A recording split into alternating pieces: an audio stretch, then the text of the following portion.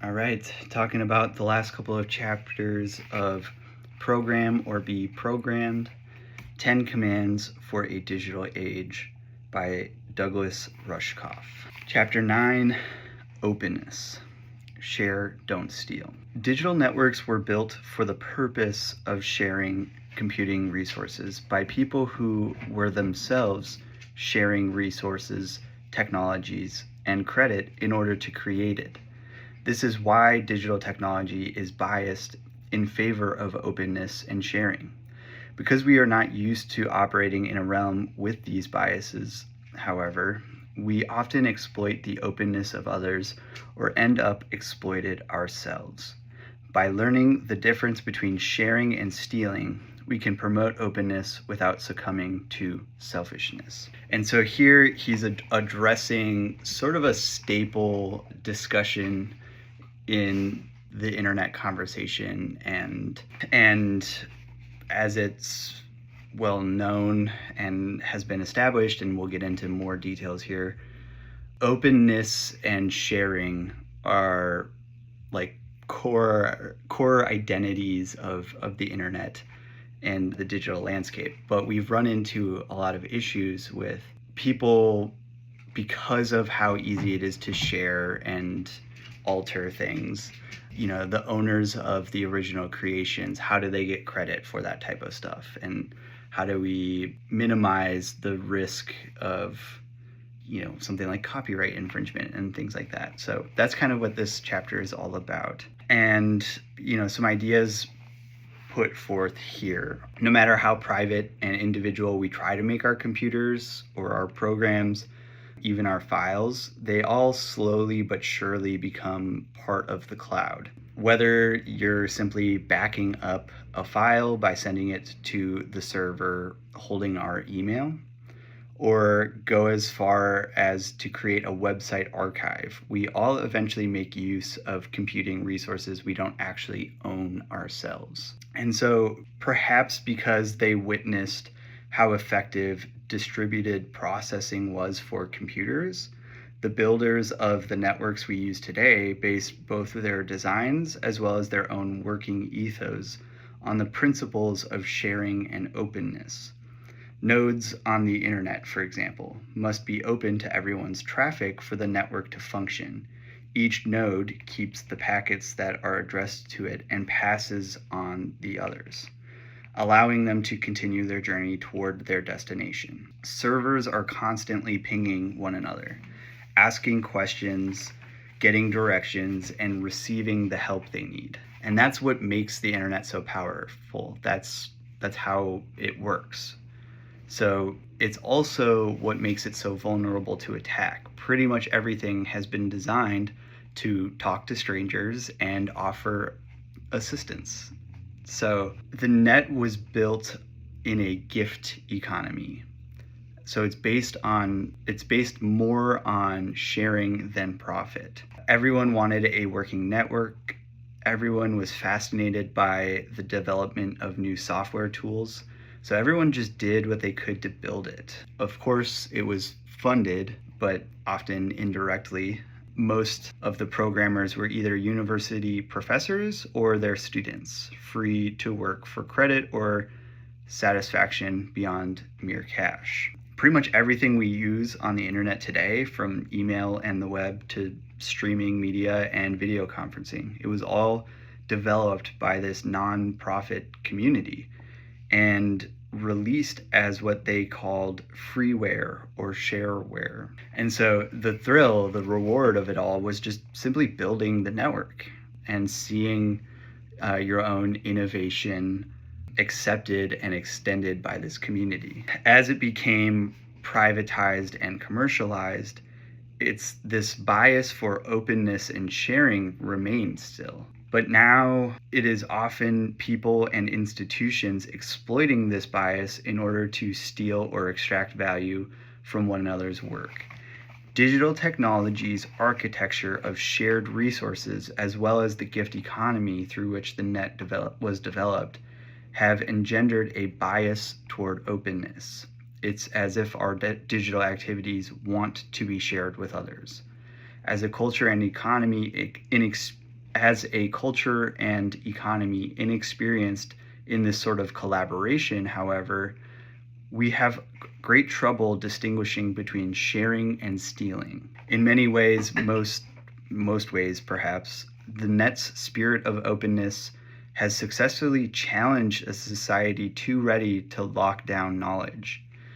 Then this is a great point. Teachers, for example, used to base their authority on their exclusive access to the information their pupils wished to learn. Now that students can find out almost anything they need online, the role of the teacher must change to that of a guide or coach, more of a partner in learning who helps the students evaluate and synthesize the data they find. And I thought this was really eye-opening for me. It's something that I've considered quite a bit, and I think is a really important conversation to have and something to consider going forward, because we are at a point where traditional education institutions are being challenged.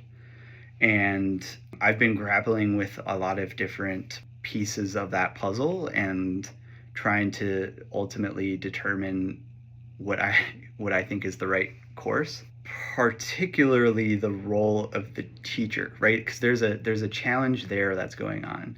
Students they don't really have a respect. It's not the same authority dynamic that once existed. And students, for as much as we are sort of critical of we're perpetually critical of younger generations. I think to give young people credit, like, they just intuitively see through stuff like this. And so they know that this dynamic has been shattered. And they're going to push back on teachers who grew up in an era where that previous dynamic still existed and are trying to impose that authority on their students. It's just not going to work, because the students can see, like, through their own experience, how wrong that dynamic is. And so I like this idea. I like this frame of it too.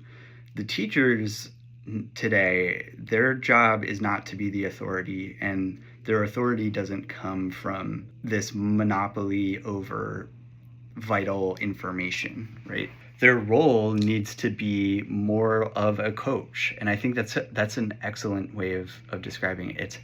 It's how do you utilize these tools? How do you build a framework of learning or discerning truth? That's where the value is, because we've for far too long existed in this rote memorization of facts and figures or learning procedures that computing has basically made extinct the need for. And so the value is going to be, how do you utilize computing effectively? So I just thought that was great. And then a similar thing, a refreshing frame on like something like the doctor-patient dynamic. Sure that there are plenty of people who, they see, one thing online and they think that they have all of these diseases or that they know better than the doctors. There are cases of that, but I think much more generally, people are just more educated. And so like they can be more collaborative in the doctor-patient dynamic. It doesn't have to be the doctor commanding and the patient just accepting it at face value. I think, and how does he describe it? Clients demonstrate they are capable of making decisions with their professionals rather than surrendering their authority to them. And this often leads to better choices and better results. I just think, right, like a more educated patient or client is able to engage in this conversation more effectively. Instead of a doctor having to sort of pry out the information that they need, the patient can come into this conversation with a base level of understanding and help kind of guide the doctor's inquiry and therefore prescription or remedy. The net's bias toward collaboration has also yielded some terrific mass participatory projects, from technologies such as Firefox browser and Linux operating systems to resources like Wikipedia. As examples of collective activity, they demonstrate our ability to work together and share the burden in order to share yet again in the tool we have gained. For many, it is a political act and a personal triumph to participate in these non-commercial projects and to do so for reasons other than money. Yeah, that's great. And to me, even what Facebook was in the early days felt a little bit like that. What made up Facebook and social media broadly at that time, it was the value came from the collaborative, collective contribution of these things. That was the beauty of it. And these tools and resources and experiences have in turn engendered an online aesthetic that it itself based in sharing and repurposing the output of others. And so he goes on to explain a few ways that we've sort of gone about this as early as the 1920s, right? But the one that I want to zero in here on is kids repurposed the rendering engines in their video games to make movies called machinima, starring the characters in the game. Movies and TV shows are re-edited by fans to tell new stories and then distributed on free servers. This work is fun, creative, and even inspiring, but sometimes it also seems to cross lines. Books are quoted at length or in decontextualized pieces only to be included as part of someone else's work, and entire songs are repurposed to become the backing tracks of new ones. And almost none of the original creators, if that term still means anything, are credited for their work. And in reading that, it gave me, I paused for a moment because I've started posting some of these videos, and in a majority of cases, all I'm really doing is reading directly from the book. And so I had a moment of and obviously nobody really cares at this point, right? I've had a couple hundred views, so it's not like I'm profiting off of this exclusively. But then I thought about it more because I was feeling kind of guilty, but thinking about it more, I am every time I make a point to begin by to introducing the book, acknowledging the author, right? And I'm not taking pieces of the text out of context. I am going through it and giving plenty of context. And so I think in this way, right, it becomes, I think, more like kind of what we were talking about on the teachers is I'm aiming to sort of just provide you the information as it is. And then on top of that, I am layering on my sort of coaching or guidance, my takeaways, how I'm viewing this, the connections that I'm making to show the process of sort of digesting information. How do you extract truth and value from things is ultimately what I'm showing. And I think that this stays within the boundaries of what can be acceptable. But anyway, the point here, though, that was my own tangent, inserting my personal stuff into this, but we're talking about the ways that people can take the work that somebody else created, they can take that and sort of manipulate it in their own way. And in some cases, it can be done in a way that creates a somewhat completely original thing. In a lot of other ways, this can cross lines and turn into just outright stealing the work of others and passing it off as your own. But in the best light, this activity breaks through sacrosanct boundaries, challenging monopolies on culture held by institutions from the church to Walt Disney. But what, if anything, is refused to the churn? Does committing a piece of work to the digital format mean turning it over to the hive mind to do with it as it pleases? What does this mean for the work we have created? Do we have any authority over it or the context in which it is used? So the whole point, the thing that we're exploring here is what is this tool, these resources, the digital networks, and the software and programs that are entangled with it. Age-old discussion, like if you're posting something out there, should that just be free for anyone to use, to download, replicate, and do with what they will? What are the alternatives? How do we handle this situation is ultimately what he's setting up here. This is the liability of processing together. We are living in an age when thinking itself is no longer a personal activity, but a collective one. And this paragraph makes me flinch a little bit. We are immersed in media and swimming in the ideas of other people all the time. We do not come up with our thoughts by ourselves anymore, so it's awfully hard to keep them to ourselves once we share them. Many young people I've encountered see this rather terrifying loss of privacy and agency over our data as part of a learning curve. They see the human species evolving toward a more collective awareness, and the net's openness as a trial run for a biological reality where we all know each other's thoughts through telepathy. And if you think that sounds outlandish or, this really head in the clouds kind of view on things, I would challenge you to go and explore that idea a little bit more, because the reality of it, and as it should be clear throughout this book, the infrastructure has been developed to sort of make it possible. And so the fact that people are actively working on stuff like that right now, and that some of the leaders in tech share that outlook, it's a very real possibility and something you shouldn't scoff at and should contemplate.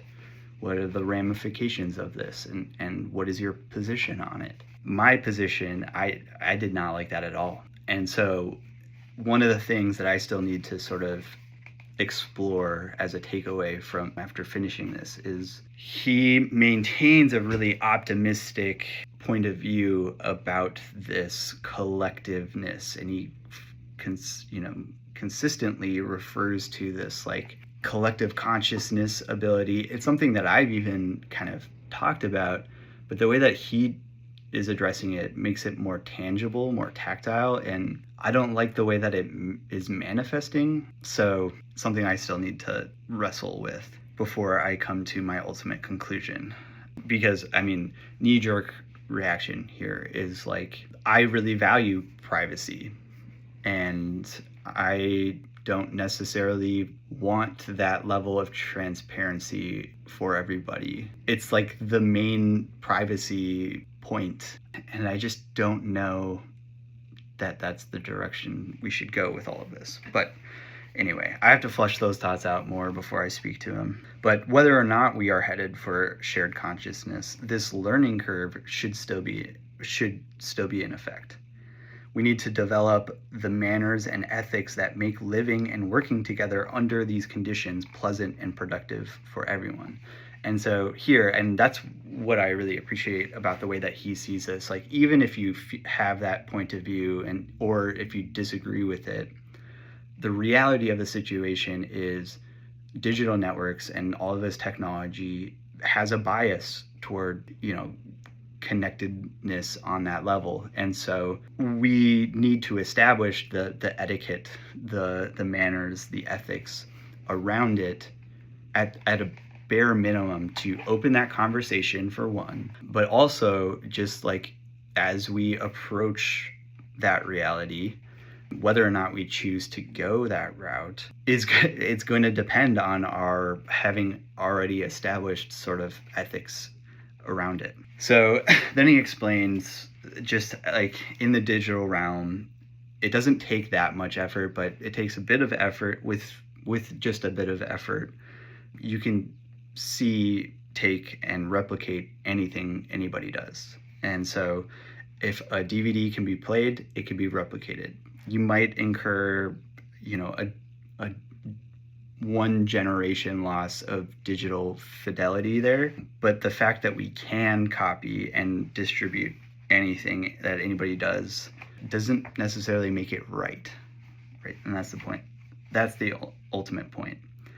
There is no such thing as an unbreakable copy protection. So most of us could pretty easily break into a neighbor's house, right? You could shatter a single glass pane and take what we want with little risk of getting caught. And I think, some people might say that law enforcement is the deterrent there, but more accurately, I think for the average person, or an average of what the actual deterrent is that it's the social contract that prevents us from doing that. On some level, whether it's through parenting or just simple logic, we understand that a world where people broke into one another's homes wouldn't be a nice place to live. And so we respect the concepts of ownership and privacy because we want other people to respect the concepts of ownership and privacy as well. So restraint is just part of being members of a civilized society. But it's weird. We have this weird dynamic where the same social norms don't really apply, or at least not yet. They don't apply to the internet. Where sharing, borrowing, stealing, and repurposing are all kind of mashed up into the same concept themselves. We don't really see a distinction between each of those things in the online space. And that's why we tend to apply the otherwise refreshing ethos of openness so universally and ultimately inappropriately. The music and film industries have made few friends with their draconian digital rights management, DRM, tools and enforcement policies. When we purchase and download certain music and movie files, we also end up installing a program from the publisher that monitors how we use the file, mainly to make sure we don't give it to anyone else. But none of us wants to have spyware on our computers, even if it's only to police the illegal sharing of files.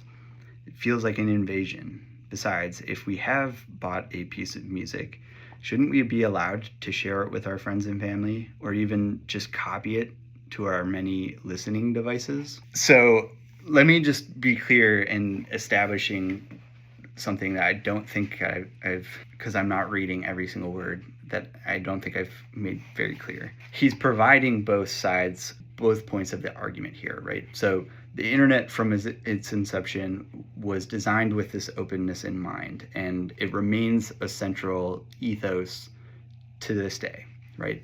The internet has always been free. People are reluctant to give up that free experience, but because of that openness and the bias of that openness, this creates an environment where stealing and borrowing and sharing and illegal whatevers can freely operate as well. And so that's a challenge that needs to be addressed, and the way that it is addressed matters a lot as well. And so one of the ways that it was done, or has been done, it has been done by the big media conglomerates, adding these DRM tools to their copyrighted products. And so they install this like tracking tool to their products. But in a sense, these DRM strategies constitute a kind of robbery themselves.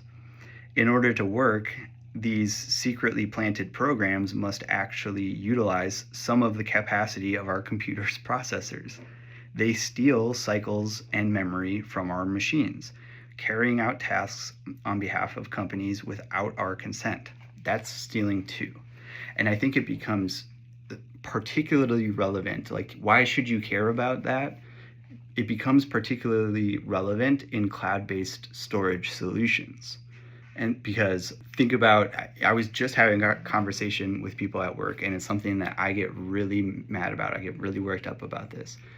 But running out of iCloud storage, if you have an iPhone and you run out of iCloud storage, I think it's something that at some point almost everybody has to deal with. And so because people are so protective of all these their photos and these apps and saving all of these different things.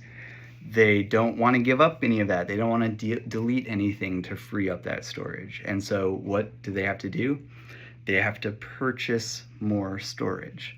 So when you have all of these apps and the DRM strategies are in the background taking up memory and storage and utilizing some of the capacity of our processors, they're stealing storage capacity from you.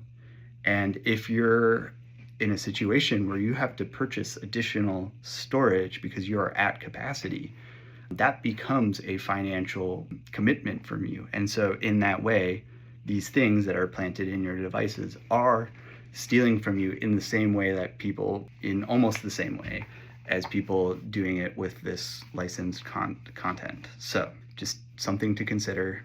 I highly recommend. It's a pain in the ass to do, and it takes a lot of time. But I've been backing up, right? Like I make these videos and stuff. I have to be pretty intentional about going back and reviewing them. So I don't need them at my disposal at any time. Instead, I upload them to a hard drive. Obviously, these are pretty lengthy videos as well. They take up a lot of storage. And I run out of available storage on my devices pretty frequently. So I back them up to a hard drive. You spend $60. I spent $60 on this thing with 2 terabytes of storage. That's a lot of storage. I have hundreds and hundreds of videos, hours long, on this thing, and I'm not even halfway through it. So recommend getting a hard drive. One of the things that's not addressed here that I kind of wish was, cloud storage depends on a lot of different things in order for it to function. And I think I've witnessed degradations or issues with cloud-based storage that prevent me from being able to load stuff. This is my thing, like I'm storing this. I want to be able to access it when I want it. And the fact that I have run into issues with that itself personally exposed me to the idea that these are vulnerable. They're intentionally designed to be incompatible with other storage solutions. And so you can't very easily transfer your iPhone photos and stuff, videos and those shared things if you eventually wanted to switch to a different provider, right? Or phone producer. So anyway, just things to consider. So the desperate efforts of big business to protect its copyright and those of its writers and artists, combined with the simplifying bias of the net, only polarizes the landscape further. Breaking copyright to steal and share music or movies becomes understood as the action of a legitimate openness movement dedicated to access and equality for everyone. Very specific ideas about collaboration, such as open source development and Creative Commons licensing, are equated with a free-for-all revolution of openness. Down with the corporations, up with the people. But following the logic of this side of the net wars, everything anybody does must be posted online for free with comments on. Denying the free distribution of everything prevents the hive from having a crack at it, improving it, taking it apart, and putting it back together. If you don't render your work unto the hive mind, then you are seen to be denying society its right to work with and repurpose your creations. Just as smartphone purchasers want the right to tinker with the software on their devices, media consumers want the right to remix and release the content they view. Charging money for access, or worse, asking people not to give away or exchange your work, is attacked as selfish disregard for the foundations of open networks and open society. Right? And so, again, just going to say this in a few different ways. Internet founded on this idea of openness. In practice, the technologies have developed and the way things have manifested, we've been challenged with, stealing digital stuff. You can debate it, or people are debating, whether or not it's stealing. And it's through this openness point of view that it's the action of a legitimate openness movement.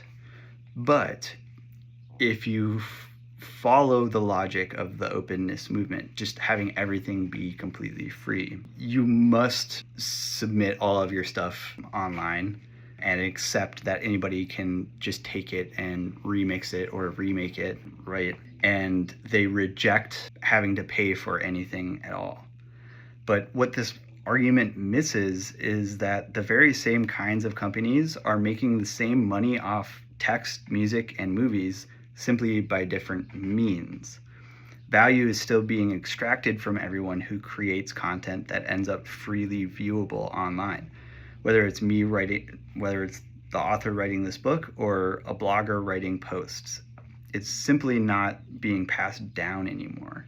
The search engine company still profits off the ads accompanying every search for a text. Likewise, every free video by an amateur requires that amateur to buy a camera, a video-capable laptop, editing software, and broadband connection through which to upload the completed piece onto a conglomerate-owned video server, along with most of its rights. Value is still being extracted from the work. It's just being taken from a different place in the production cycle and not passed down to the creators themselves.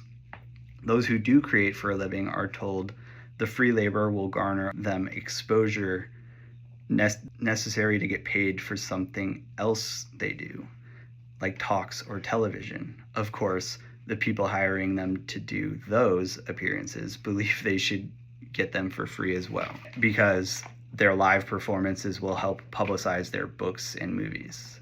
And so it goes. And so the entire argument here, and something that Jaron Lanier perfectly presents, is that this openness is cool, it's great, but if you wanted to be able to be a content creator and have this be your medium, right?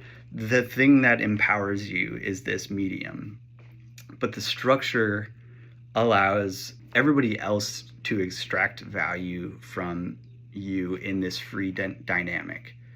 They get all of the benefits. YouTube gets to profit off of the ads that it's selling for your content to be placed there, and then offering it up for free it puts the value to the creator way down on the list. And so, worst of all, those in a position to say something about any of this are labeled elitists or Luddites, as if they are the ones attempting to repress the natural evolution of culture. Rather, it's the good old spectacle working its magic through a now decentralized media space. The results, ignorance, anger, and anti-elitism, are the same. By confronting the biases of digital media head-on, however, we can come to terms with the seeming paradox of ownership in a digital media space. On the simplest level, the problem here is that the laws we developed to protect things used to deal with real stuff. Real stuff is in limited supply. Its scarcity demands protection. Digital content, because it can be copied for free, is in infinite supply. So if somebody steals a pair of shoes from a cobbler, the investment of time and materials have been robbed as well. So the cobbler has invested in the time and materials to produce this thing, and the ability to sell that thing is what allows him to get paid for that work. But when somebody illegally copies a song from an album, they haven't cost the musician anything. At least they haven't cost them anything more than if the person had never listened to the song in the first place. He loses the opportunity cost of a new customer, but you haven't actually robbed them of the thing that they made. They just copied it. And so in using the cobbler's example, right, stealing the shoe prevents the cobbler from being able to sell it to make up for the materials and time. So you've robbed them of all of those things. But stealing the design of the shoe doesn't prevent the cobbler from profiting off of the shoe that he's made, right? It might rob him of the opportunity cost of potential customers if they go to this other person But if you can replicate it, I don't know. The answer, of course, is that I should be paying the musician for his time and energy making the music that I am enjoying.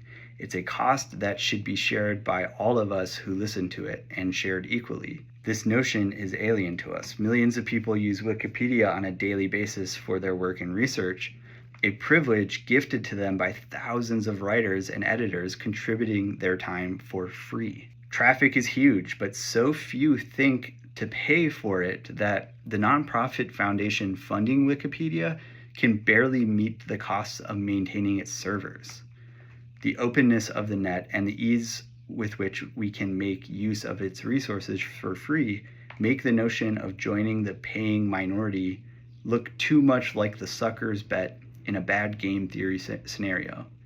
But that game is rigged. The real problem is that while our digital media space is biased toward a shared cost structure, our currency system is not. We are attempting to operate a 21st century digital economy on a 13th century printing press-based operating system. It doesn't work. As we've already seen, the centralized currency system we still use today was developed by a waning aristocracy looking to stifle peer-to-peer economic growth and install a system of indebtedness. It is a printing press era strategy in which a scarce currency loaned into existence from a central source generates competition between people for the precious jobs and goods of artificial monopolies. I love that. I really appreciate how he framed that, and I think it's so great. Again, I still have things to work through on my thoughts on digital currency. My gut level reaction is, I know it's to be true, that currency just represents a store of value for something real, right? And so while I appreciate the context that he's placed this in, he's still neglecting the value basis for currency. And as a reminder, it's important to remember that definitions of financial terms are actually very important. Currency is not completely synonymous with money, and that's different than capital, right? Like all of these things are different and they have specific meanings. Currency represents a store of value, and its original creation was to represent a store of value for gold or silver. Originally, what you had in the bank was gold or silver. Currency was like a receipt of your store of value in the bank. And it allowed us to trade, like instead of having to haul around gold everywhere, you could just have this paper receipt or coin receipt to show that store of value. And that store of value was also most importantly, the store of value was tied to labor. Your labor determined the currency that you would receive, or the store of value that you would receive. So it's all tied to labor. And so one of the things that I have to grapple with now is just in a digital age and this level of connectedness, does that change the dynamics of that structure at all? I think the thing that I'm mainly concerned with is that labor is tied to value. And so if you remove that, it's just another level of abstraction. And that's something I feel like he should have addressed. If he's already talked a lot about how media companies or businesses, corporations keep just going one level of abstraction further, and we're getting further and further from true value. Feels like the same conversation should have been happening about currency as well. All things that I still need to work through. And he goes on to say, and something that connects to this, I think it's right after this. Yes. Meanwhile, we now have access to a decentralizing technology that permits the creation of value from the periphery, as well as the exchange of value in a peer-to-peer fashion. Instead of buying from and selling to one another through highly centralized corporations, we now have the technology required to buy from and sell to one another directly. Beyond using eBay or the less corporate Etsy or Craigslist, to make those connections and conduct transactions. However, we also have the means to transcend traditional currency. Local currencies, made illegal to make way for centralized currency during the Renaissance, have already regained widespread acceptance following the banking crisis of 2008. Instead of borrowing this money from a bank, users earn it into existence by making goods and performing services for people in the same community. Peer-to-peer currencies are based in the abundance of production rather than the scarcity of lending. This makes them biased, as is the net, toward transaction and exchange rather than hoarding for interest. And I think that's the part that I need to zero in on and focus on as I explore these thoughts further, because I really like how that's expressed. I do think, right, our current outlook on currency, I think he's described this accurately, and the hoarding for interest was particularly something that stuck out to me. I have been forming this interpretation of our current situation with that lens being a big part of it. We are encouraged, and I would almost go as far to say mandated, to participate in stuff like 401ks and investing in stocks and high yield savings accounts and all of these things, when we know, and it's been well established, that hoarding cash is bad for an economy. It slows everything down and creates crashes. We need money to be exchanging hands in order to create more value. So hoarding for interest is really bad. That's what we're doing. And these peer-to-peer currencies are based in the opposite of that. So I'm intrigued by it. I want to learn more. Yeah, and so he goes on to say, instead of being biased toward large this was a big one too. Now that digital technologies offer us identity confirmation, secure transaction, and distributed networks, we have the ability to operate local style currencies on a global scale. So e-currencies have already been experimented with successfully in gaming environments and are now under development around the world for more practical applications across great distances. So instead of buying all the things other people make through centralized banks and credit card companies, peer-to-peer currencies allow for the direct transfer of value from one person on the periphery to another. Moreover, instead of being biased toward large corporations that can borrow money less expensively than small companies and individuals, e-currencies can be biased toward the people creating the actual value. So I love that promise. Something, as I'm reading it, I haven't pinpointed it exactly. Something feels missing from the argument. So that's why I want to keep learning more before I give my stamp of approval. But whether or not we are witnessing a wholesale change in the way money is created and exchanged, that has yet to be seen. So getting back to kind of what we've been talking about, the people on the other side of the screen spent time and energy on the things we read and watch. When we insist on consuming it for free, we are pushing them towards something much closer to the broadcast television model, where ads fund everything. We already know what that does for the quality of news and entertainment. And that's what the ad-based hosts and search engines are pushing for. By encouraging us to devalue and deprofessionalize our work, these companies guarantee a media space where only they get paid. They devalue the potential of the network itself to create value in new ways. It's just like free TV, except the writers and actors don't receive any income. Instead, they just pay for the equipment to create and for access to the servers they don't own. We accept this model only because we don't know enough about how these systems work to make decisions about them intelligently.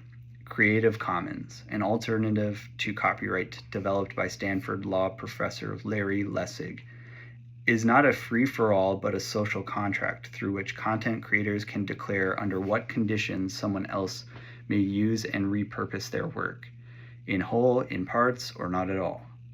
It amounts to a statement made by an author and attached to their work. While one of these statements may ultimately be legally enforceable, it is a system depending not on the courts, but on the culture. To function, the community must agree to abide by its standards. So digital society may always be biased toward sharing, but a real understanding of the codes through which it has been built makes stealing a non-starter. So before we get into the final chapter here, just kind of recapping that, like, there's pros and cons to an open system, but ultimately it seems that the benefits of the openness that have been provided, the potential for it for individuals and empowering the people, it's a bias towards the real value of things and toward rewarding the real value at its source, so long as, stealing is preventable. And then that poses its own pros and cons and issues of its own. And so an option like Creative Commons creates a dynamic where it can be established what is okay, but might not necessarily be legally enforceable because, once you introduce the legal precedents there, the openness quickly deteriorates. And so instead, it's more about creating an environment. And the whole point is, like, once people understand the dynamics of what's going on behind the scenes and what the potential is here and the direction we should go, you can create a culture that values respecting those kind of Creative Commons solutions. So that's the promise. It's pretty radical, pretty rad. And it'll be a great case study. Like, if this is the route that we go, it'll be a great case study on some of these things, like people, really optimistic people, something that I believe people can be fundamentally good and surprise us. This would be a big test on that.